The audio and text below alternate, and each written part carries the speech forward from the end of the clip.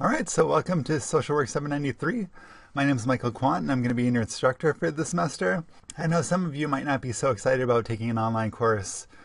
Others of you may.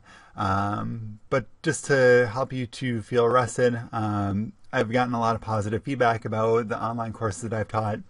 And a lot of it has to do specifically with this video environment that you're going to be watching me instruct about not only the course content, but also how to do the assignments, how to do the project. And I think that it's going to be as interactive as possible. I like to keep it that way, and I think it's going to help you to learn and help you to have as many takeaways from this course as possible. So a little bit about me. I've been teaching this course for a couple of years now. I think it's been about 5 sections of this course I've taught. I started out teaching 662. Same thing, I think I've taught about 6 or 7 sections of that as well. But I've been at University of Wisconsin-Milwaukee for about 10 years. I've taught educational psychology, a couple other different courses here. And I'm actually not, to be honest, a PhD in social work, but actually in psychology. So I think that it's really, really similar how we do things in social work and psychology, specifically for this course. And I think that the examples that I can provide may be a little bit unique from the psychology perspective, but I've also used a lot of examples from previous semesters of social workers that I've worked with. Without sharing too many personal stories or too much personal information, I will share a picture of my family. So these are my 2 daughters. They're a little bit older than they look in this picture. This was taken a while back, but they're 3 and about 1.5 now. And then my beautiful wife, Marika, she's from the country Georgia in Eastern Europe. Actually, she's from the city Tbilisi. So that's where we got married. I've been back a few times. We took our daughters there. I actually met her in Milwaukee. She was an exchange student. So, yeah, that's probably all you need to know about me. So back to the syllabus. I've got my cell phone here. It's 414-949-9668. My email is mbquant@uwm.edu. You could probably also use my personal email you might get back. It's the same thing, mbquant, but at gmail.com. I don't have office hours per se, but if you do want to Skype with me, I can set that up. Otherwise, FaceTime, either one works for me, and I'd be happy to help you out in a more personal way. A little bit more about the course is that this is a graduate level MSW course intended to help students develop a scientific orientation to examine issues of social work practice. So again, this is helping you to improve your practice by measurement using single system designs. So as opposed to some other courses that are more about theory, this one's really closely related to the practice that you're going to be doing and helping you to quantify your outcomes. This course is closely related to practice methods and field instructions curriculum, and it's going to help you to improve the work that you're doing with your client. The course focuses on single system design. Some of you might be familiar with single system design methodology. Some of you, it may be pretty new. Don't panic if you haven't heard too much about it. It's generally something that students who've got no experience with this have still been able to learn pretty quickly from my experiences.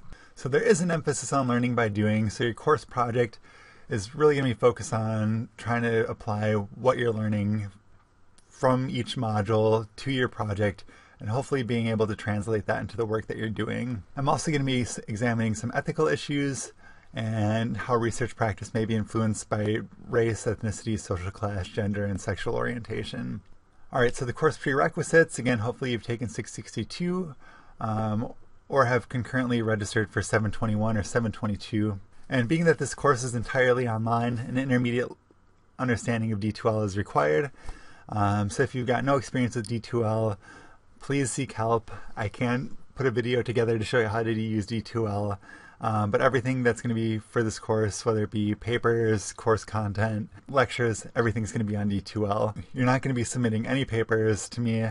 Everything's going to be going to the Dropbox. So if you are unfamiliar with D2L, you're not an online person, you're not a computer person, I would recommend you just take the regular class. Sometimes people think that the online course is just an easy way out of doing hard work. But that's unfortunately not the case for this.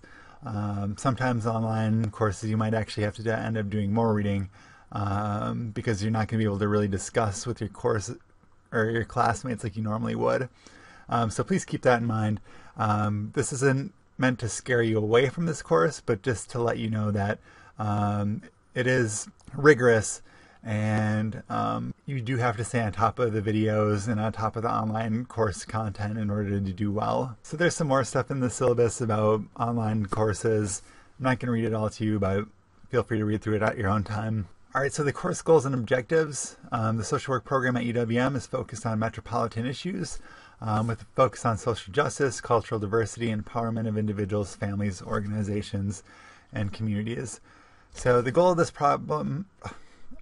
program is to educate and train social work practitioners to demonstrate skills and specialized practice and scholarly pursuit of MSW level skills. I'd like you to walk away with the knowledge of how to use 2 or more single system design methods. So for your final paper, you're going to have to use at least 2 measurement tools for your operationally defined problem, which we're going to get into a little bit later on. 2, identify practice problems and establish measurable goals. That's going to be something that we're doing relatively early on. 3, specify interventions utilized. 4, present research results in appropriate fashion. And I'm going to be spending quite a bit of time in the second half of the semester going through this. 5, understand the connection between evaluation, research, and direct practice. That's kind of the main process of your project for this course. And I'm thinking that we should be able to do pretty well with it. And understand multicultural issues and how they relate to your practice and your research findings. All right, then lastly, the book that you're going to need is Bloom, Fisher, and Orme, Evaluation Practice Guidelines for Accountable Profession. So you can either get this at UWM's bookstore or on Amazon as well. So grading, what everybody's panicked about. Fortunately, I feel that I'm a pretty generous grader. This course is out of 230 points. There's 5 short assignments, each worth 20 points. The paper is worth 100 points, so just under half of the points for the semester. But there's a really large overlap between the short assignments and the paper. So in order to do well on the paper, you're also going to need to put in a good amount of effort into the short assignments. But the good thing about that, I'll get into a little bit later on, is that you do get a chance to redo the short assignments, as opposed to just deducting points if I see that you're doing something wrong. I'd rather see you put effort into correcting it so that you understand how to do this and you're getting something out of the course. And then lastly, class participation is going to be worth 30 points. So I'm going to be posting stuff to the discussion forum, questions that I'd like for you to answer, SIGWIN activities. So those 30 points are going to basically come from how much you've been participating in the discussion forum. And I'm going to be posting some guidelines or rubric online about what I'm expecting for excellent, great participation versus not so great participation. All right, so here are basically the guidelines for the discussion forum for excellent participation. I want to see that you're adding value. As far as SIGWIN activities, seeing that you're putting effort into them, that you're answering questions rigorously, attentive to detail, participating in the discussion, and active in every single discussion topic that I post and every single SIGWIN topic that I post. There may be a week or so where I don't post any questions, but I do expect that you're keeping up with and making sure that if there is anything posted that you're responding to it. And you can also read a little bit further about what's good, fair, and poor participation. All right, so just some more of my expectations of students, that you're actively participating, completing all the reading assignments, and to let me know in advance if anything would come up that would prevent you from having any of your assignments in on time. So the more time you tell me in advance, the more I can try to help you to come up with a different plan for making up the assignment. Also, I can't hold full responsibility for holding on to your assignments, so I would recommend that you post them to D2L, but also save a copy on your computer. Don't delete it right away, just in case anything happens with D2L. I've had people complain before that they thought they uploaded something, but they didn't. So it's always a good idea to hang on to whatever you've done. Okay, so students' words should be in their own words, except for where appropriately cited. So I will say that I'm a stickler for APA format and citing and huge on checking for plagiarism. So even though I'm going to be posting some examples from previous semesters, I don't want you to copy anything from them. I want you to write everything in your own words. If you're going to be using sources from your textbook, make sure to cite them and use quotations if it's more than 3 words in a string. I'm going to be running your papers through a similarities checker to ensure that everything is in your own words. And I'm not doing this to punish you, but to make sure that you understand how to cite properly and that you are following by APA format for that. there have been times in the past where I've noticed students' papers were strikingly similar to the example paper that has been posted. And in that case, I might send it back to you and say that you need to redo this and put it in your own words. All right, so students are expected to complete all coursework by the end of the semester, otherwise you'll get an incomplete. I've never given an incomplete before, but it's under kind of extreme circumstances that you would get that. 7 students expected to contact me 2 weeks within receiving the grades if they feel that they've been graded unfairly. And then we can talk about it at that point. Generally, I've never had that happen before, but just to let you know that it needs to be within 2 weeks. And 8, if a student needs accommodations for special requirements, anything, let me know. And there's a Student Accessibility Center that's really awesome for that. So if you have any questions or anything they can help you with, please check them out. They're a really great resource, and they give me a visa, and that helps me so much with making sure that I'm meeting your standards and that I'm helping you out in any way that I possibly can. All right, so assignments. For short assignments, there's going to be 5 short assignments. They're related to single system design and the course content. So you'll either receive 20 full points, 15 is partial credit, or 0 is no credit if you haven't turned it in. But if you do get partial credit, you'll have up to 1 week to make the corrections and resubmit it for full credit. So if you submit something and I give you a 15 and you get it back to me within a week with the corrections, and everything looks good, then I can give you the full 20 points, even if you didn't get the full points the first time. But just so you know that you can only have one opportunity to make these corrections for full points. So if you hand in something and it was incorrect and you submit it to me again and it's still incorrect, you've only got the one opportunity to make the corrections. It just helps with the flow of the course and keeping things moving. All right, and then your paper assignment. I'm going to be going through this in a different video, so I'm going to skip this part of the syllabus and make an entirely different video related to the course paper. All right, so for this section of the syllabus, I don't have dates in here. The dates are going to be posted in your actual syllabus, but for the purposes of this, I'm just going to use Module 1, Module 2.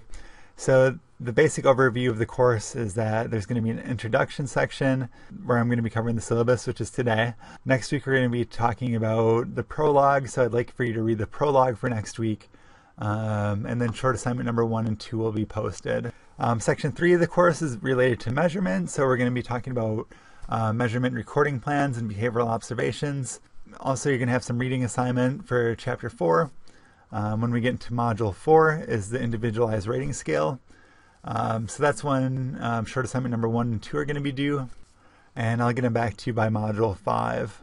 Module 5, short assignment number 3 will be posted, and we'll talk about logs, reactivity, and non-reactivity and measurement. And by Section 4 with Module 6, we'll be talking about evaluation designs and causality. Module 7, we'll talk about case studies, and short assignment number 4 is going to be posted, which is also the same time that short assignment number 3 is going to be due. So again, if you have any questions with short assignment number 3, make sure to send those to me, otherwise you'll have 1 week to make those corrections.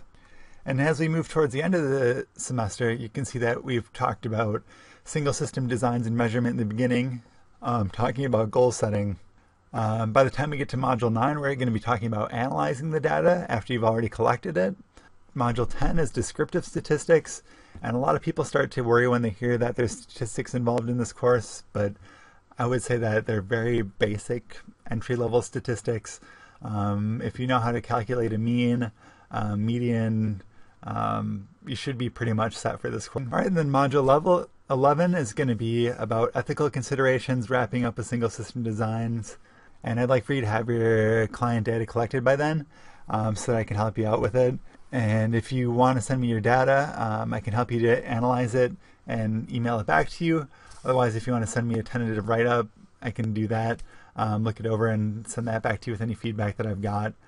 And then for Module 12, if you want to try to set up a meeting with me via Skype or something like that, I'd be happy to do that. But again, if you don't want to, you don't have to. It's totally optional. But short assignment number 5 is due by then. And Module 13 is essentially when your paper is due. So again, that's all for the syllabus, but when you see the syllabus that's posted to the site, it's actually going to have the dates in it.